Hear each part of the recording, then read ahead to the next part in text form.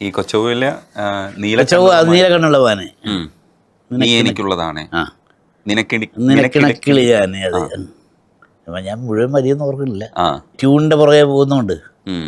ഷാനത് നന്നായി, ഷാൻ്റെ ഒക്കെ ഒരു ഗുണം അതാണ്. കുറേ പേരുണ്ട് കേട്ടോ, അതിലില്ലെന്ന് പറയാൻ പറ്റില്ല. ബിജിപാല്, ഈ ഭാഷയോട് പിന്നെ സ്നേഹം കാണിക്കുന്നവർ, അത് എങ്ങനെ നമുക്ക് എന്ത് സുഖമെന്നറിയുക. അതേപോലെ അലക്സിൻ്റെ നിഷ്കളങ്കത എനിക്കൊന്നും അറിയാൻ പറ്റില്ല കേട്ടോളൂ എന്ന് പറയുന്ന നിഷ്കളങ്കത.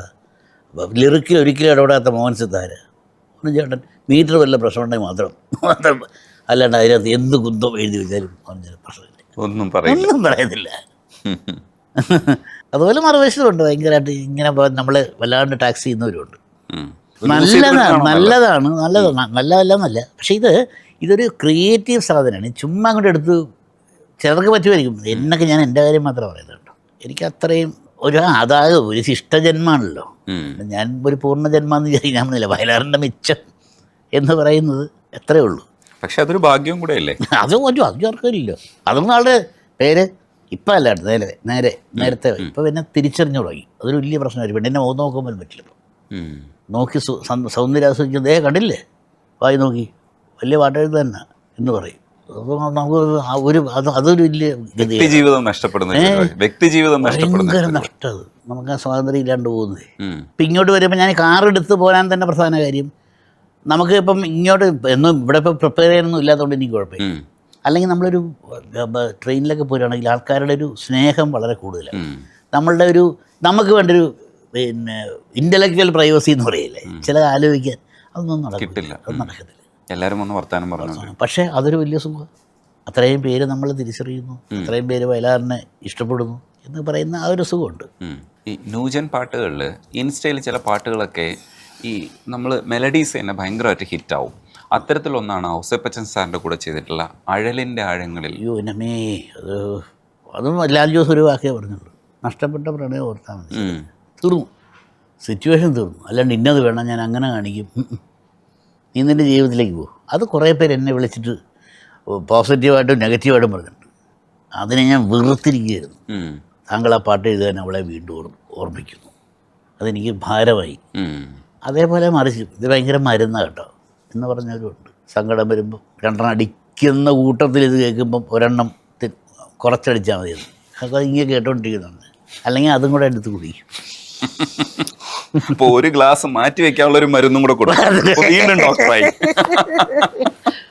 അല്ല, അത് അങ്ങനെ ആകാൻ പറ്റുന്ന ഒരു സുഖം. അതെ ശരത്തേട്ട, അത് ഇൻസ്റ്റേ ഹിറ്റായത് എന്തുകൊണ്ടാണെന്ന് ചിന്തിച്ചിട്ടുണ്ടോ എപ്പോഴെങ്കിലും? ഇല്ല, ഞാൻ ഒരു ന്യൂജൻ സോങ് ആണത്. അതല്ലേ, പുതിയ ആൾക്കാർ ആസ്വദിക്കുന്ന, പുതിയ കുട്ടികൾക്ക്. എനിക്ക് തോന്നുന്നു ഇതെല്ലാവരുടെ മനസ്സിൽ ഈ സങ്കടം എന്നുള്ള എലിമെൻ്റ് ഉണ്ട്. എനിക്ക് അത് ഇല്ല എന്ന് പറയാൻ പറ്റില്ല, എല്ലാവരിലും ഇതുണ്ട്. പക്ഷെ അത് മർമ്മത്തെ നമ്മൾ തൊടുമ്പോഴാണ് അത് അവർ അറിയുന്നതെന്നുള്ളത്. ഇപ്പോൾ ഡോക്ടർ വന്നിട്ട് ഇവിടെ വേദനയുണ്ടോ എന്ന് പറയുമ്പോഴാണ് എൻ്റെ വേദന എന്താണെന്ന് വേറൊരാൾ തിരിച്ചറിയുന്നത്, അല്ലേ? അതേപോലെ ഇത് എല്ലാവരിലും ഉണ്ട്. നോവിൻ്റെ തീരങ്ങളിൽ ഞാൻ മാത്രമായെന്നൊക്കെ പറയണത്, അയ്യോ, അതൊക്കെ എനിക്ക് അനുഭവം ഉണ്ടായത് കേട്ടോ. യാത്രയൊക്കെ പറഞ്ഞു പോകുന്ന എല്ലാവരും ഇഷ്ടപ്പെട്ട പ്രണയം വേണ്ടാന്ന് വയ്ക്കുന്നൊരു സ്ഥിതി നോക്കി. വീട്ടുകാരെ സംബന്ധിച്ച പ്രണയം വേണ്ടാന്ന് വയ്ക്കേണ്ട ഗതികേട് ഇല്ലേ? അതൊരു ഗതികേടല്ലേ? സാധാരണ പ്രേമത്തിനെ എതിർക്കുന്നൊരു കാലഘട്ടത്തിലായിരുന്നു നമ്മുടെ യൗവനം അല്ലെങ്കിൽ കൗമാരം. ആർക്കും പരാതിയില്ല. പക്ഷേ കാലം വേണ്ടാന്ന് തീരുമാനിച്ചു. അപ്പോഴാണ് നോവിൻ്റെ തീരങ്ങളിൽ ഞാൻ മാത്രമാകുന്നത്. സങ്കടത്തോടെയാണ് പോയത്. കാര്യം എല്ലാം സാഹചര്യവും അനുകൂലമായിരിക്കെ വേണ്ടാന്ന് വയ്ക്കേണ്ടി വരുന്നു. അതൊരു വല്ലാത്തൊരു ദുഃഖമല്ലേ?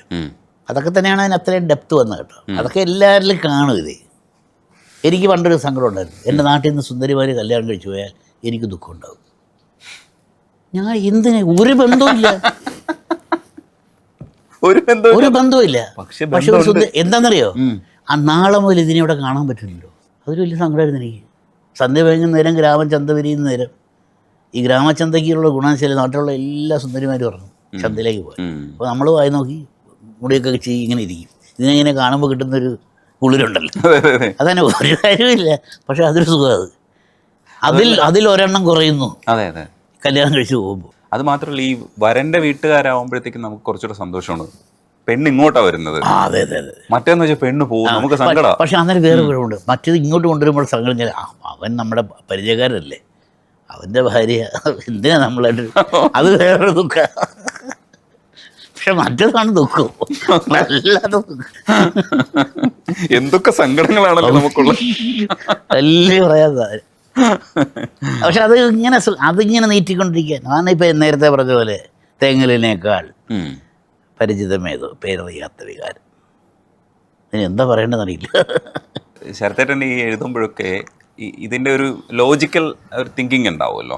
ഇത് പുറത്തു വന്നതിന് ശേഷം ആൾക്കാർ വിമർശിക്കുന്നതോ അത്തരം കാര്യങ്ങളൊക്കെ എഴുത്തിൽ കടന്നു വരുമോ? നമ്മുടെ ഏറ്റവും നമ്മുടെ ദുഃഖം ഒന്നതാണ്, അവർ എന്ത് വിചാരിക്കും. ഇത് നമ്മളെ വലട്ടുന്നൊരു പ്രശ്നമാണ്.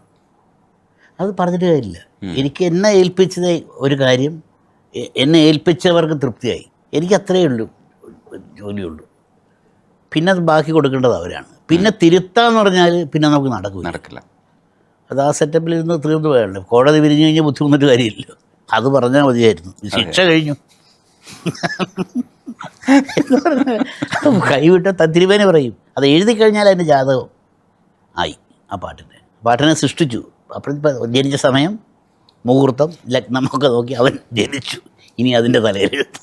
അപ്പോൾ ഒരുപാട് ഇനിയും കുറേ പേർക്ക് മരുന്ന് ആവുക, കുറേ മരുന്നായിട്ട് ശ്രമിക്കുക. അത് ഇഷ്ടമാണ് എനിക്ക് കേട്ടോ.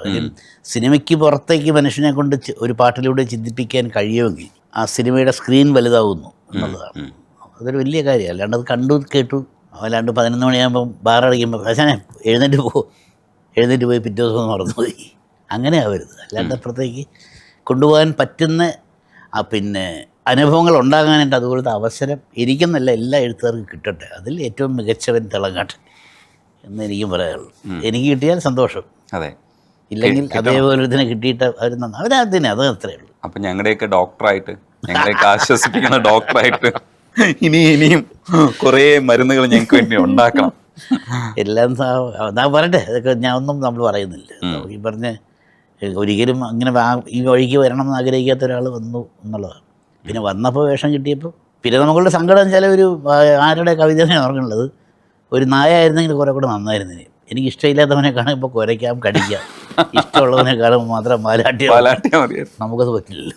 അത് ഫിലോസഫിക്ക് ഉണ്ട്.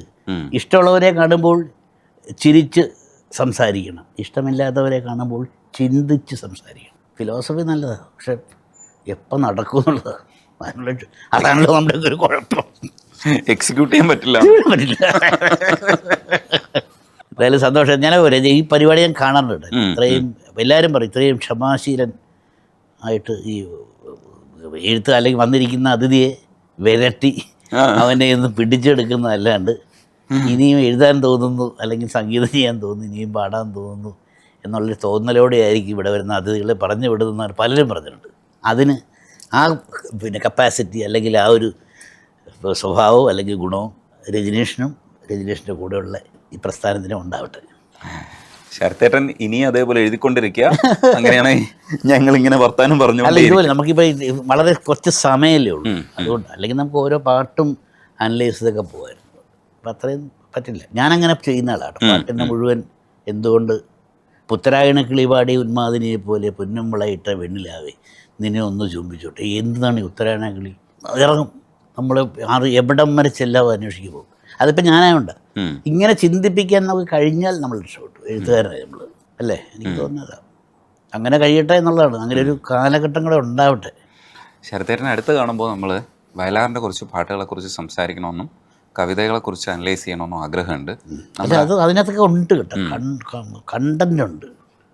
ഒരു മനുഷ്യൻ മതങ്ങളെ സൃഷ്ടിച്ച പോലെ തന്നെ അതിമനോഹരമായ സാധനം ഇപ്പം ഭൂമിയെ വരട്ടിക്കൊണ്ടിരിക്കുകയാണ്. 74 വയലാർ എഴുതിയതാണ്. ഗഗനമേ ഗഗനമേ ഗഗനമാമേ കാന്തതി, ആസ്ട്രോയിഡാ.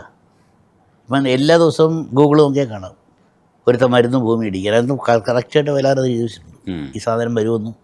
പക്ഷേ അതിനൊരു മരുന്ന് വയലാർ കൊടുത്തിട്ടുണ്ട്, പ്രണയം. അതായത് പ്രേമിക്കാൻ ഒറ്റയാനായിട്ട് നടക്കുന്നതും കല്യാണം കഴിക്കണമെങ്കിൽ ചെറുപ്പക്കാരനും ഒരുപോലെയാണ്. പിന്നെ ഓർബിറ്റ് ഉണ്ടാവില്ല. മറ്റേതൊക്കെ കൃത്യ ഓർബിറ്റില്ലേ സൗരയൂഥത്തിന്. ഇങ്ങനെ ഇത് ഓർബിറ്റില്ലാത്തവരൊക്കെയാണ് ആസ്ട്രോയിഡ്. ചിഹ്നഗ്രഹമൊക്കെ അങ്ങനെ തോന്നുന്നവരാണ്. ഇവൻ പ്രണയിച്ചു കഴിഞ്ഞാൽ അവനൊരു ഓർബിറ്റ് ഉണ്ടാവും. അതുകൊണ്ട് പ്രണയം എല്ലാ പ്രാണൻ്റെ നയമായിരിക്കണം പ്രണയം എന്നുള്ളൊരു അഭിപ്രായമാണ്. ഒരു സ്ഖലനത്തിലൂടെ അവസാനിക്കരുത്, അതിനപ്പുറത്തേക്ക് ഒരു നനവ്. അങ്ങനെ വന്നു കഴിഞ്ഞാൽ നമ്മളൊക്കെ വീണ്ടും ചെറുപ്പമാകും. അതെ, ഇല്ലെങ്കിലാണ് തലചോർന്ന് ഈ പ്രണയത്തിൻ്റെ മറ്റേ കൊഴുപ്പ് നമ്മുടെ വിനായക എഴുതിയ പോലെ അറ്റാക്കിനകത്ത് പ്രണയത്തിൻ്റെ കൊഴുപ്പാണ് ഞരമ്പിനകത്ത് കിടന്ന് ഒഴുകുന്നത്. കൊഴുപ്പ് അതൊന്നും അലിഞ്ഞു പോകണ്ട്. അപ്പോൾ കൂടുതൽ കൂടുതൽ മരുന്ന് ഞങ്ങൾക്ക് തന്നുകൊണ്ടിരിക്കുക. അപ്പോൾ ഇതേപോലെ ഞാനും ഈ ഒരു സംഭവം കൃത്യമായിട്ട് ഞാനും വാച്ച് ചെയ്യുന്നതാണ്. കൂടുതൽ പേരിലേക്ക് ഈ ചോദ്യങ്ങൾ ചോദിച്ച് ഞങ്ങളെപ്പോലുള്ളവരെ കൊണ്ട് ഛർദ്ദിപ്പിച്ച് അത് ചിന്തിപ്പിക്കാൻ, പ്രത്യേകിച്ച് പുതിയ തലമുറയുള്ള ഇഷ്ടം വെച്ചാൽ ഇത്രയും സ്വാതന്ത്ര്യവും ഇത്രയും വൈവിധ്യവും ഇവർക്കുണ്ട്. പണ്ട് നമുക്കൊന്നും ഇല്ലായിരുന്നു. അരുത് തീർന്നു. പിന്നെ ഇതൊരു അരുതുമില്ല, ഒന്നിനും അതിരില്ല എന്ന് പറയുന്നൊരു അപ്പം അത് നന്നായിട്ട് വിനിയോഗിക്കുന്നവരുടെ കയ്യിലേക്ക് വേണം ഇങ്ങനെയുള്ള സാധനം പോകാൻ. അത് ആ സ്വാതന്ത്ര്യം വളരെ നല്ലതാണ്. ഇപ്പം നമ്മൾ ഇന്നത്തെ സിനിമകൾ, എനിക്കത് ഒരുമാതിരി എല്ലാ സിനിമയും ഇഷ്ടമാട്ടോ. പുതിയത് ഒരു ചെറിയ കടുകുണി ഉണ്ടെങ്കിൽ ഒരു സിനിമയായി കളയും. മറ്റത് 10,000 പേജുള്ള നോവലൊക്കെ ഉണ്ടെങ്കിൽ, പക്ഷെ അന്ന് കുടുംബത്തിൻ്റെ ഒരു പ്രസക്തി ഉണ്ടായിരുന്നു. ഇന്നിപ്പോൾ അതില്ല. അതാണൊരു വലിയ വേറൊരു വിഷയം. ഇപ്പോഴത്തെ പടങ്ങളിൽ കുടുംബ ബന്ധത്തിനെ കുറിച്ച് അനലൈസ് ചെയ്യുന്നില്ല. പണ്ടതായിരുന്നു, പക്ഷെ അത് കരച്ചിലായിരുന്നു മുഴുവൻ. ഒരു സ്ഥിരം പണി, ഒരു വില്ലനും ഒരു നായകനും, സ്ഥിരം പരിപാടി, മെലോഡ്രാമ കൂടുതൽ. പക്ഷെ അതല്ലാണ്ട് പുതിയ രീതിയിലൊക്കെ കൊണ്ടുപോയി എത്രയോ നല്ല നല്ല രസകരമായ പടങ്ങൾ പറഞ്ഞു തരുന്നതിൻ്റെ ഒരു സുഖമുണ്ടല്ലോ. എനിക്കതാണ് ഞാനൊക്കെ ആ രീതി നോക്കുമ്പം പഴയ തലമുറയിൽപ്പെട്ട ഞാൻ പുതിയ തലമുറയിൽ ജനിക്കണമായിരുന്നൊരു കുതിരിക്കട്ടെ. കാര്യം പുതിയ തലമുറ ചെയ്യുന്ന ചില കാര്യങ്ങളുടെ വൈകാരിക എന്ന് മാത്രമല്ല, അതിൻ്റെ മറ്റു വശവും മനോഹരമാണ്. അത് ഇല്ലയെന്ന് പറയും. ഇപ്പോൾ സുജേഷിയുടെയൊക്കെ പാട്ടൊക്കെ ഇല്ലേ, അതൊക്കെ അത് ഒരിക്കലും നമുക്ക് പുലരിപ്പൂ പോലെ ചിരിച്ചു, എന്ത് രസമാണ്. പുതിയ തലമുറയില്ല അത് എഴുതി കേൾക്കുമ്പോഴേ പുഞ്ചപ്പാട കാറ്റ് വിതച്ചു എന്നൊക്കെ പറയുമ്പോൾ കിട്ടുന്നൊരു പക്ഷേ നമ്മുടെ മനസ്സിൽ ആ ഇമേജ് ഉള്ളതുകൊണ്ടായിരിക്കും. രാവിലെ സൂര്യൻ ഉദിക്കുന്ന കാണാത്തവരോട് എന്ത് പറയാൻ, പോകും ആടിക്കഴിഞ്ഞിട്ടാണ് the sun rises in the west എന്ന് ശീലിച്ച ഒരു എൻ്റെ മോളൊക്കെ അതാ ഈ സന്ധ്യ ആകുമ്പോഴേ എഴുന്നേക്കുന്നത്. അപ്പോൾ വളരെ സന്തോഷം. നന്ദിയുണ്ട് സംസാരിക്കാൻ.